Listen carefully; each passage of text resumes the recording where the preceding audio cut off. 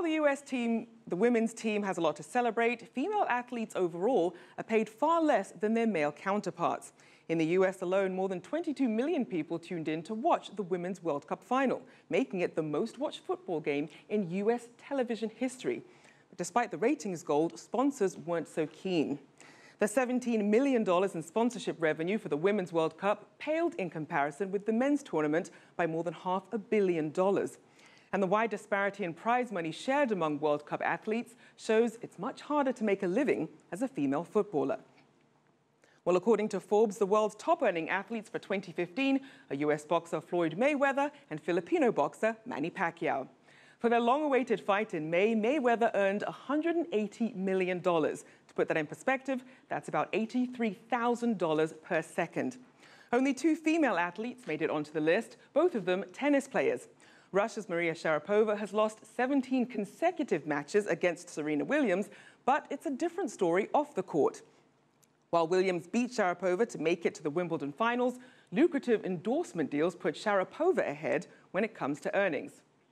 Well, Michelle is going to have more on this with her guest out of New York. That's right, Rochelle. We're going to break this down. But, Rochelle, you've done some research on this. Why are female athletes being paid so much less? What are some of the factors in play here? Well, for some critics, they say it's one of those chicken and the egg situations. What came first? A lack of fan support and sponsorship help?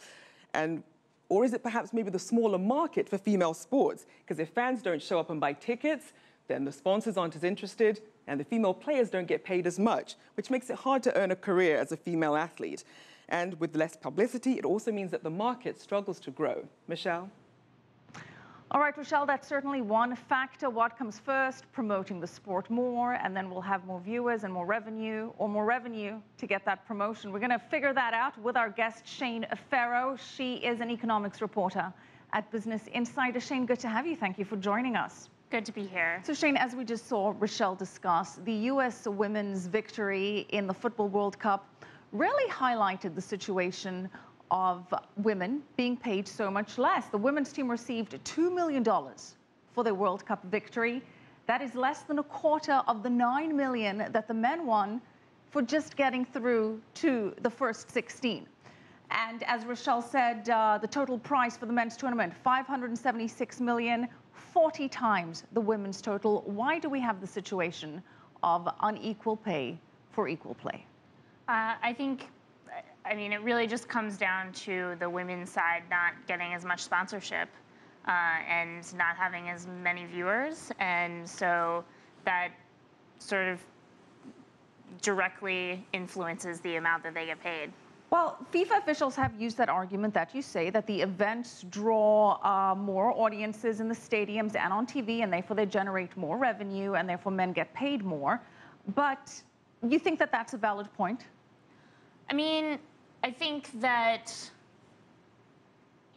it's a fair point. I don't know that it's a morally valid point.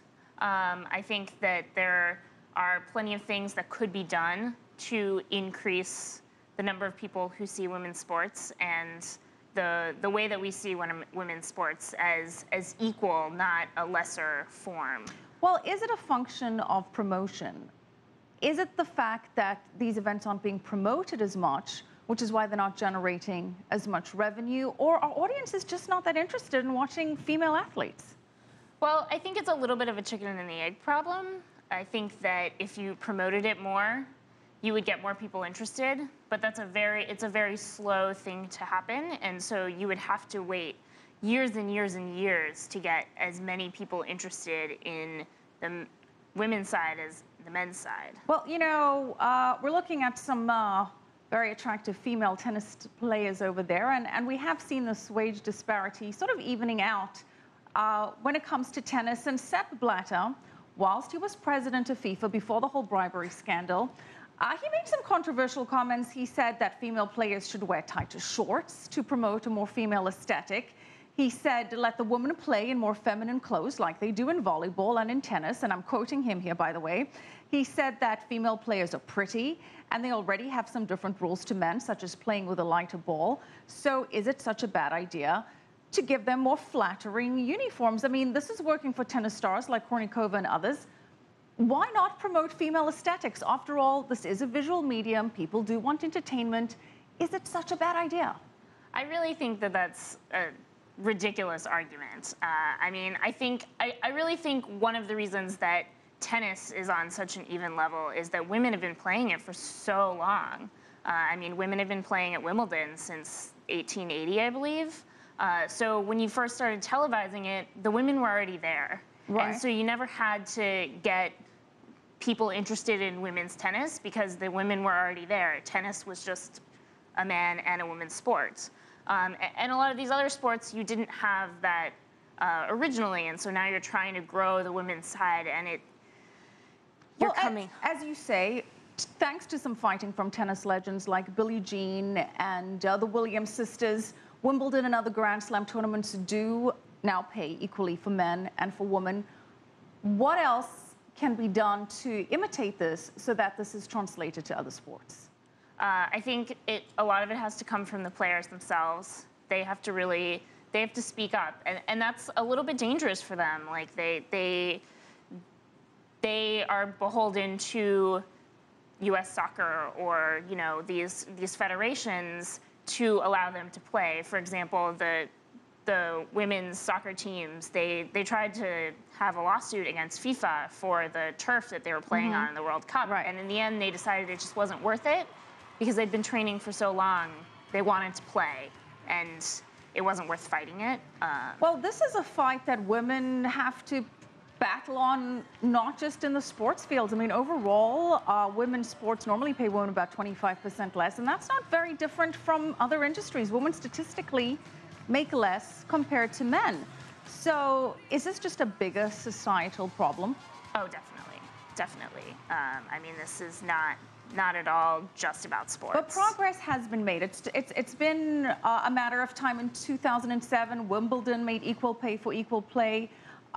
Keeping in mind, FIFA made progress, almost doubling the women's prize money from 2011. Do you think it's just a matter of time before this catches up? A little bit. I think that if we waited for FIFA to catch up and just sort of stayed back, it would be a long, long time. I think it's a little bit of both, needing to push them and needing to wait for it to happen. Okay, girl power, or as Sepp Blatter said, tighter uniforms. All right.